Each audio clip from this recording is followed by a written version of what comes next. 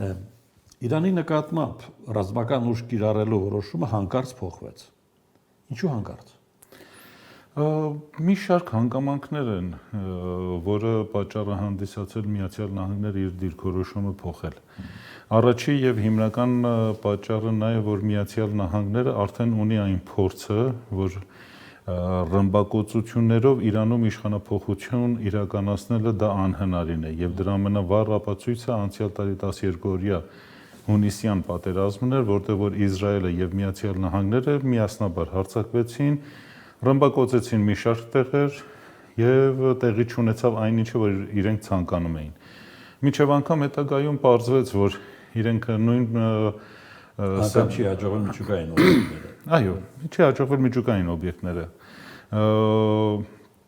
Իրենք մինչև անգամ ուզում էին այնպես ինչպես որ Մադուրոին գողացան Վենեսուելայից, նույն ձև իրենք ուզում էին իրականացնեին Իրանում, բայց մինչև որ իրականացնելը մեկ օր առաջ բոլորին ձերբակալեց Իրանի անվտանգությունը եւ ձախողվեց այդ ամեն ինչը։ Եվ դրա համար իրենք սկսեցին արդեն մարդկանց ուղղակիորեն ոչնչացնել, այդ թվում պաշտպանության նախարարին եւ մի շարք այլ բարձրաստիճան հավանականությունը վենեսուելական սցենարը կիրառել նաեւ Իրանում։ Իրենք դրա համար տարիներ ի վեր պատրաստվել էին։ Տարիներ ի վեր էին պատրաստվել։ Եվ մինչև հոգևոր առաջնորդին։ Այո, եւ հոգևոր առաջնորդին, եւ նախագահային, եւ բարձրաստիճան մի շարք պաշտոնյաներին զինվորականներին հետագայում սպանեցին, մահափորձը կազմակերպեցին նախագահի դեմ, բայց ողջ մնաց նախագահը, կրոնական առաջնորդի դեմ չկարողացան, քանի որ չկարողացան ճշտել, թե ինքը որտեղ է գտնվում։ Եվ դրա համար իրենք, ասեմ, բավականին մեծ պատրաստություն էին տեսել։ Սա հիմնական առաջի պատճառն էր, որը Միացյալ Նահանգները հրաժարվեց, քանի որ եթե միայն իրենք բավարարվեն օդային հարվածներով, իրենք ոչ միտեղ չէին հասնի։ Իսկ քանի որ Թրամփը ինքը բլեֆանող է, ինքը բլեֆ արեց, որ այ ուր որ եք խփենք, բայց իրականության մեջ ոչ մի բան տեղից չէր շարժվում։ Քանի որ եթե իրենք ցանկություն ունենային հարվածելու, իրենք պետք է իրենց ավիակիրերին տեղափոխեին նվազագույնը Հնդկական օվկիանոս։ Դեռ չեմ ասում դեպի Կարմիր ծով կամ Օմանի ծովը։ Իրենք պետք է բերեին Հնդկական օվկիանոս, որպեսզի այդտեղից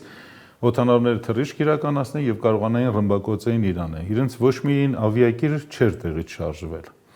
Երկրորդ հիմնական խնդիրը նա էր, որ իրենց հիմնական ռազմաբազաները, որոնք որ գտնվում էին տարածաշրջանում, այդ թվում Քուվեյթում, Կատարում, Միացյալ Արաբական Էմիրատներում, Թուրքիայում, Սիրիայում, Իրաքում եւ այլ վայրերում, այդ տարածքներում լուրջ տեղաշարժեր չկար։ Ընդամենը մի քանի լիցքավորող օդանավեր էին տեղափոխվել Կաթար, որոնք էլ այսօր իրենք հետ վերադարձան։ Այսինքն այս ամենը ծախսատար մի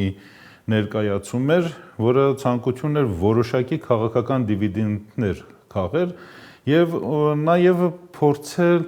հակազդեցությունը։ Քաղեց Վաշինգտոնը։ Այո, քաղեց։ Եվ նաեւ փորձեր տեսնել, թե ինչպես են արձագանքելու Չինաստանը եւ Ռուսաստանը։ Քանի որ նոր համաշխարհային համակարգը, որ գնում է դեպի ստեղծման, ինքը հիմնականում ունենալու է երկու բևեռ։ Մի կողմում Միացյալ Նահանգներն է, մյուս կողմում էլ Չինաստանն է, որին կցված է Ռուսաստանը։ Այդ իսկ պատճառով իրենց համար կարևոր էր, որ տեսնեին, թե ինչ է տեղի ունենում։ Երրորդ եւ հիմնական խնդիրը, որ կար, նա էր, որ իրանցիները սկզբնական շրջանում, քանի որ այս ամբողջ խառնաշփոթը ստեղծվեց եւ առաջացավ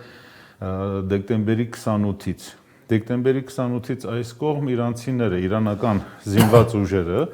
թույլ տվեցին, որ ցուցարարները իրենց դրսևորեն մինչև վերջ։ Եվ որոշակի տեղեկատվություն կար, որ հիմնական զինված խմբավորումները, որոնք ներթափանցել են Իրանի տարածք, շուրջ 7000 հոգի են, որոնք Իրաքից, ասում։ Եվ Իրաքից, եւ Թուրքիայից ու մասամբ նաեւ Ադրբեջանից։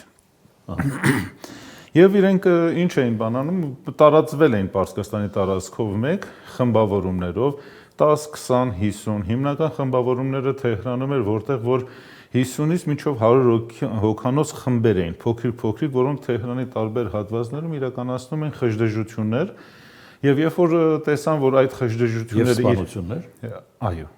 Երբ որ տեսան, որ այդ խժդժությունները այդքան ցուցարարներին դիմար կրակողները եղել են։ Եթե չսխալվեմ, այսօր Պարսկաստանում Իրանի պաշտպանության նախարարությունը բոլոր ռազմական կցորդներին ցույց է տվել, թե ինչպես են փողոցում ցուցարարները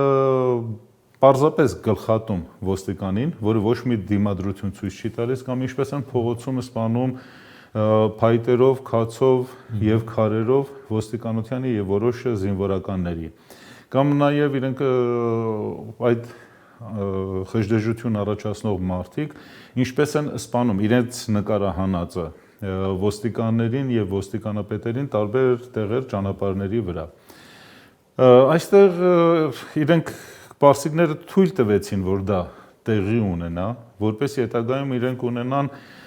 պատճառ եւ ալիբի այդ բոլորին միանգամից հավաքելու։ Եվ Պարսկաստանի ազգային անվտանգության ծառայությունը ինքը կարողացավ ժամանակին ձերբակալել այդ 7000-ից հիմնական կորիզը։ Մի մաս իրենցից ձերբակալման ժամանակ ինքնասպանություն գործեցին, մի մասն էլ ձերբակալվեցին եւ հետո արդեն Իրանի գլխավոր դատախազը հայտարարեց, որ իրենց հետ շատ կոշտ է լինելու եւ կարճ դատավարությունների ընթացքում բոլորին դատապարտեցին մահապատժի։ Եթե տեղի ունենար այդ մահապատիժը, պահանջում է այդ մահապատիժը չեղարկել։ Այո, եթե տեղի ունենար այդ մահապատժի իրականացումը, Իրանում գալացող գոնե տեսանելի ապագայում 10-15 տարվա ընթացքում էլ որևիցե հակակառավարական ցույցեր կազմակերպելը կլիներ բավականին բարդ։ Այդ իսկ պատճառով Վաշինգտոնը պահանջում էր, որ այդ մահապատիժը հետաձգվեր։ Վերջի րոպեին Իրանի արտգործնախարարությունը հայտարարեց, որ Իրանում որևիցե մեկին մահապատժի չեն ենթարկելու։ Այդ իսկ պատճառով դա այսպես ասած դրական այն ազդակն էր, որը Վաշինգտոնը ուզում էր քաղեր եւ դուրս գար այդ վիճակից։ Այսինքն Վաշինգտոնի նպատակը Իրանում իշխանապողությունը չէ։ Գիտեք, դժվար է ասել, որ Վաշինգտոնի նպատակը միայն իշխանապողությունն է։ Նոր համաշխարհային համակարգում, որը պետք է ստեղծվի ամբողջ աշխարհում, որոշ պետություններ ունեն շատ ռազմավարական նշանակություն ունեցող տարածք։ Դրանցից մեկը Իրանն է։ Իրանը հանդիսանում է այն պետությունը, որի քթի տակից, Հորմոզի նեղուցից օրական անցնում է աշխարհի նավթի 20%-ը։ Իսկ Չինաստանի նավթի մոտ 45%-ը։ Իսկ եթե տեղի ունենում նոր համաշխարհային համակարգ եւ այս նոր համաշխարհային համակարգը տնտեսական մրցակցության ընթացքով է գնալու, ուստի Միացյալ Նահանգներ ցանկություն ունի, որ բոլոր այն նեղուցները, բոլոր այն ճանապարհները, որոնք էներգակիրներ են հասցնելու Չինաստանին, դրանք վերցնի իր հսկողության տակ։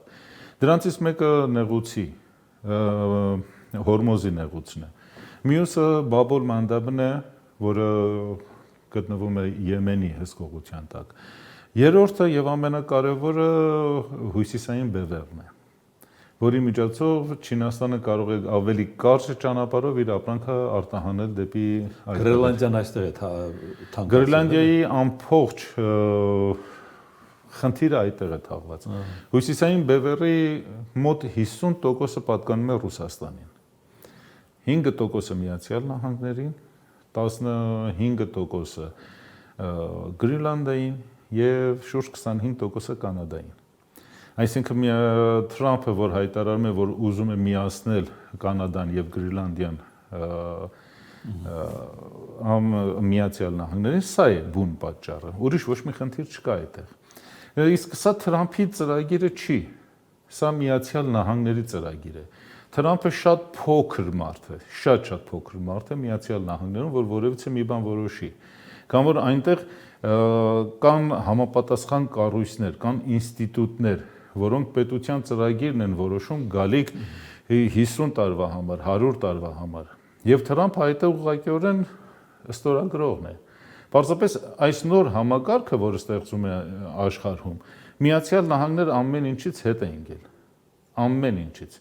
Եվ տեխնոլոգիապես, եւ ռազմական առումով, եւ գիտական առումով, եւ ամեն ինչով, եւ միակ պետությունը, որ այսօր իր հետ ունի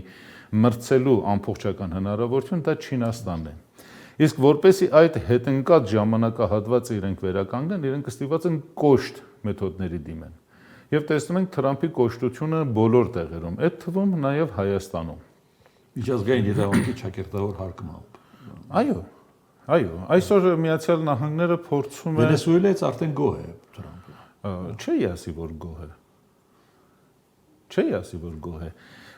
Ինքը պարտավոր է այդպես ցույց տա, որ գոհ է։ Եթե գոհ լիներ, իր նավատորմը այնտեղ չէր պահի։